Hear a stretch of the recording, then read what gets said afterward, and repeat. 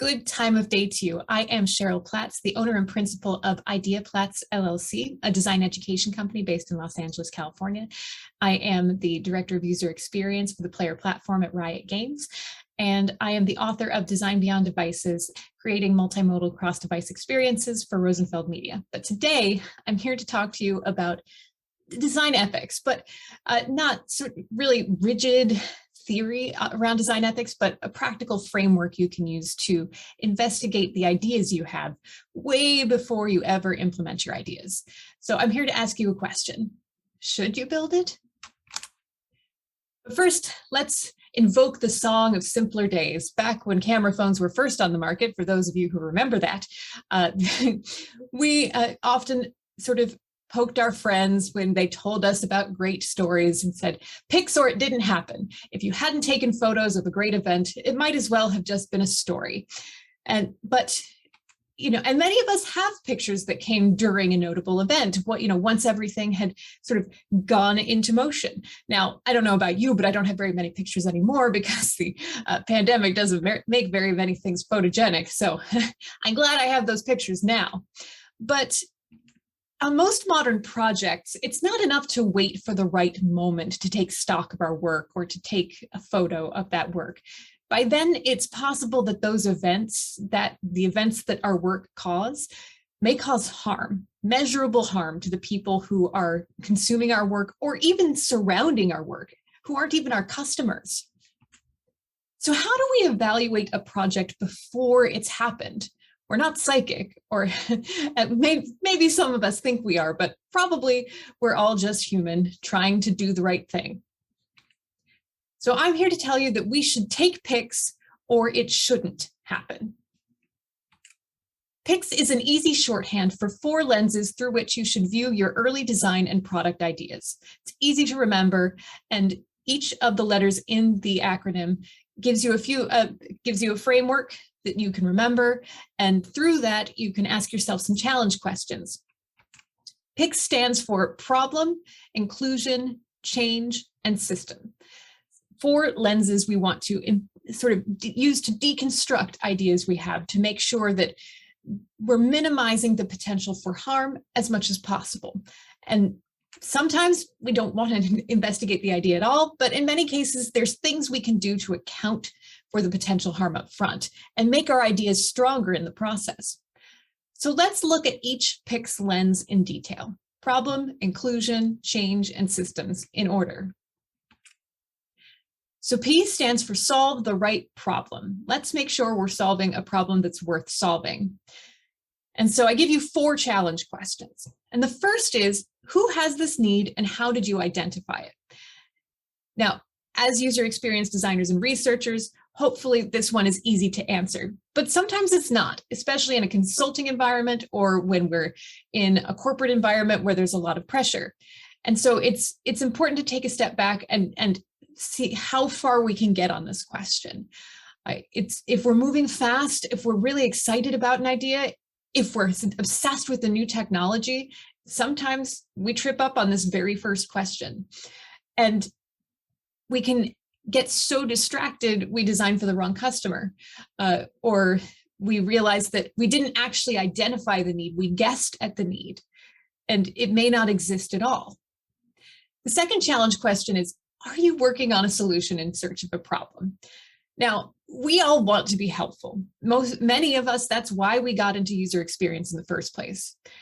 I spent a number of years in my career focused on voice user experience design, as many of you know. And especially in those early years, I was very excited about solving a lot of problems with voice. That does not mean that all the problems I wanted to solve with voice were best solved with voice. And that happens to all of us when we want to use the skills we're best at to solve problems, but that doesn't mean the skills that we're best at are the best hammer for the screw in front of us at the time. So if you can't actually answer the question, what is the problem I'm solving? That's a red flag right there. And if the solution doesn't actually seem to match the problem, that's another red flag. Another red flag for this challenge question is if the problem is already solved. Now, Sometimes you're solving the problem in a better way. Voice and user interfaces actually do that quite a bit, but it's important to be honest with ourselves. And I'll bring up some examples in a second. The third challenge question is there a better use of this time and money? There will never be enough designers and researchers for all the work we have to do, even within a company. And so we have to ask ourselves this question: are we burning these valuable resources on something that doesn't need to be done?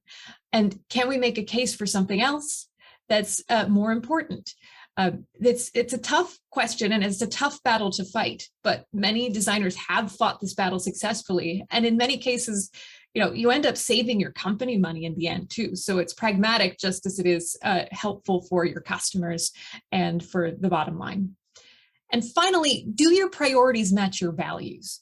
Now, if you don't know what your values are, if you can't describe them yet, there are a number of frameworks for discovering your values out there. And I highly recommend taking a moment as a group to figure out what those are, because having a shared language for what is important to you as a team, as a company, makes the decision-making so much easier, gives you such clarity. And without that, it's so easy to get into arguments. It's so easy to get into circles. And sometimes it's easy to compromise the values that you have not yet spoken into words.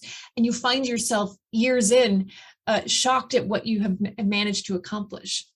So let's look at two examples where the problem lens fell down. Now, I will bring up this Juicero example till I die. I am astonished at the scope of the lack of consideration of the problem. Juicero was a failed startup that developed a $700 machine. It eventually dropped to $400, and a $40 a month subscription service to do what customers could accomplish with a $100 juicer and some fresh produce. So there was no problem that they were really solving. Like, customers had their NutriBullets and they could go to the store. They identified a customer, but the way they identified the need was, as best I can tell, I wasn't on the team, probably fairly hypothetical, or at best very selective. They talked to a very small amount of customers to validate their hypothesis instead of challenge their hypothesis. And to make matters worse, they got really obsessed with their tool. So they had the hammer on the screw problem. They wanted this crushing power on their pouches of already mashed up smoothies, and didn't realize that you could squeeze them with your hands when they were delivered. So we get obsessed with our ideas. You want to make sure you're solving the right problem. It's possible that the smoothies were really good and just the $40 subscription service would have been good enough. But because they were so obsessed with the hardware, the product failed. Another example of failing to solve the right problem is Quibi. This was a short form video platform that launched right at the beginning of the pandemic, and they spent up to $100,000 a minute on content. Their premise was people wanted quick bite, high production value content. And they raised $1.75 billion, and they had big names like Jeffrey Katzenberg behind them. And they were sold after 6 months for $100 million after multiple attempts to pivot their business. At first, they were like, this is mobile only. This is a revolutionary model. And after several desperate attempts to let people cast this stuff to TVs, which is a fundamental pivot to their business model, letting people share on social media, which they probably should have done from the beginning, they had to shutter. And the challenge here is the disconnect from human need. There were already a ton of short form video platforms out there. Why did they have to engineer a whole platform? Why couldn't they just create that content? Why did they have to own the entire platform? And Jeffrey Katzenberg in his open letter when this was closed was like, well, either the timing was bad with the pandemic or maybe there wasn't an actual need. And I definitely sort of fall in the latter camp, because you know what? TikTok, a short form video platform, had a fantastic year at the beginning of the pandemic. So why would one short form platform do super well and one not do super well? There are some questions about subscriptions but that's another element of failing to understand what the actual problem is. So let's talk about our next lens, inclusion. And I call this pursuing inclusion, not just inclusion, not just placing people at a table and calling it good. You want to actively pursue it. You want to actively pull out the inclusive perspectives.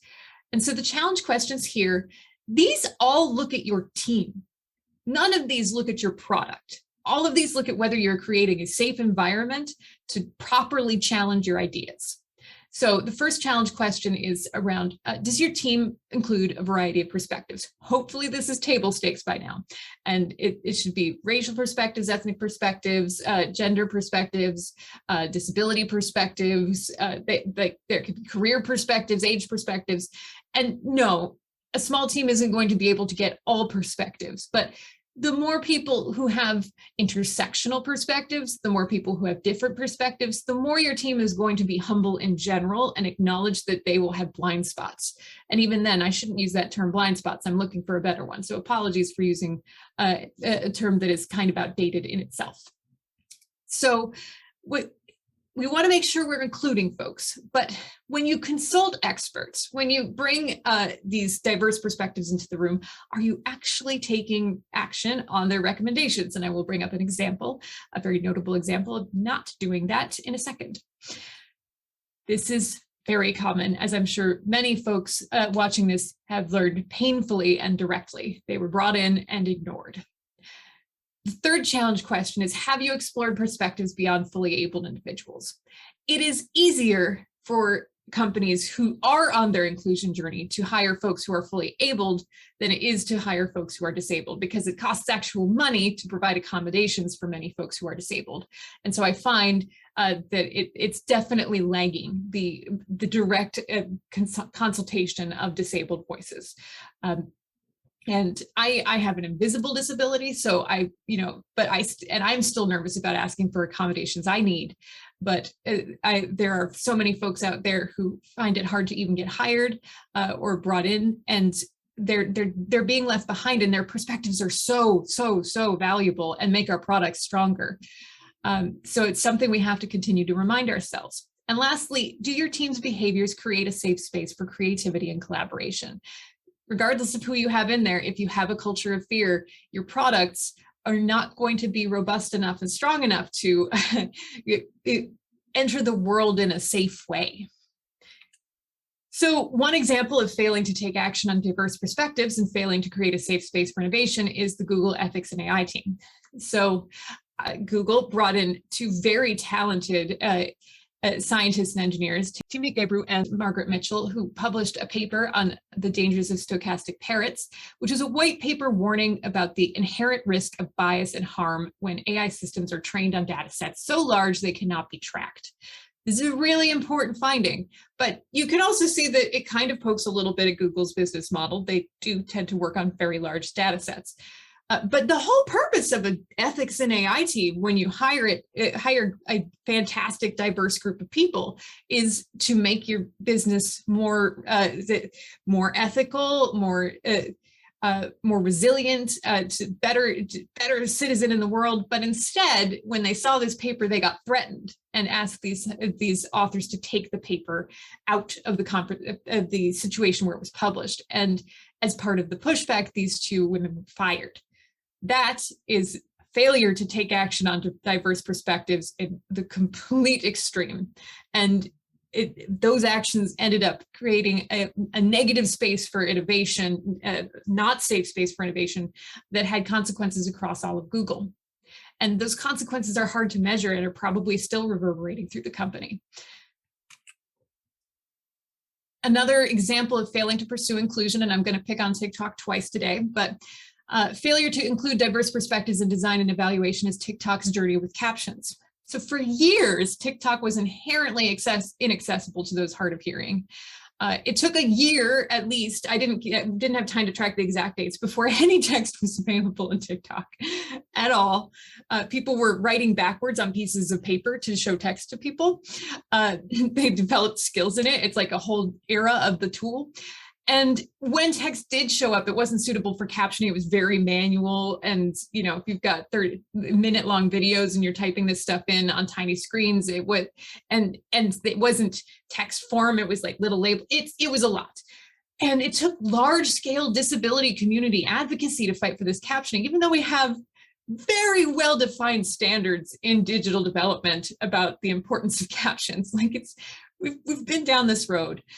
So the fact that you could have talked to like one accessibility expert and they would have told you this at the beginning of the development cycle, like, look, just put this in. Not only is it going to help disabled folks, but anyone with like in a busy place that's loud will be happy you put the captions in. But instead it took large scale, like days of attempted takeovers of the For You page for TikTok to finally come around to put a captioning system in. And even then they rolled it out inconsistently. So it still made people feel excluded.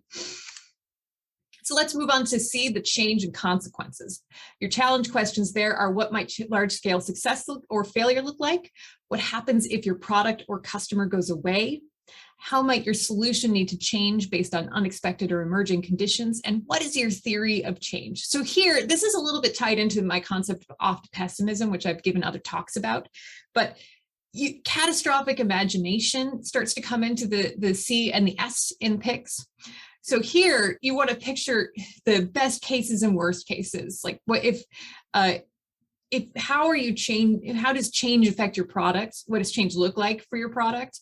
Does your business model change if you get large, one way or the other? And what happens if your product goes away? How does that affect your customer? Like I'm following a fitness blogger who's got 30-day notice that the platform that she makes 6 figures on is going away. That no one figured out. Like it's pretty unethical not to give folks more warning for loss of an entire like central form of income. And being able to plan for how your system might change, like a system for people to listen for signals and adjust to change, is pretty important.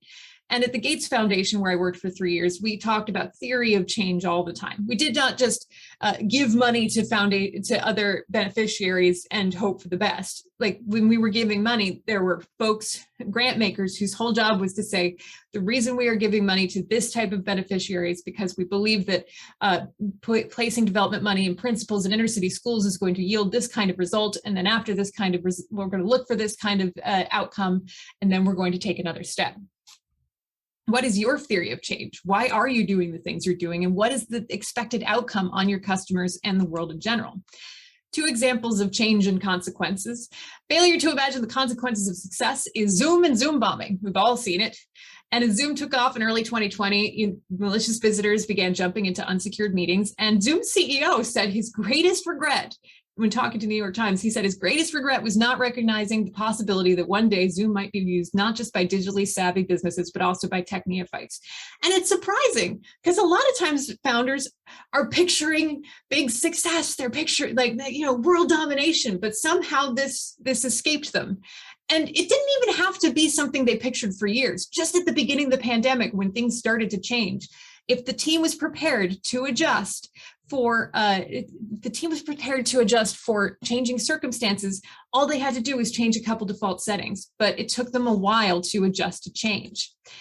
And failure to imagine the consequences of failure, non-fungible tokens and theft, an entire platform built on trust didn't think about the fact that they didn't have any way to verify that the assets being sold were not stolen.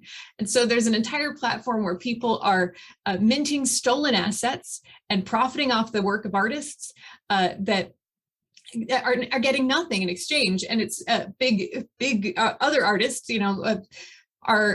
it's prominent people are doing this. And there's really no recourse.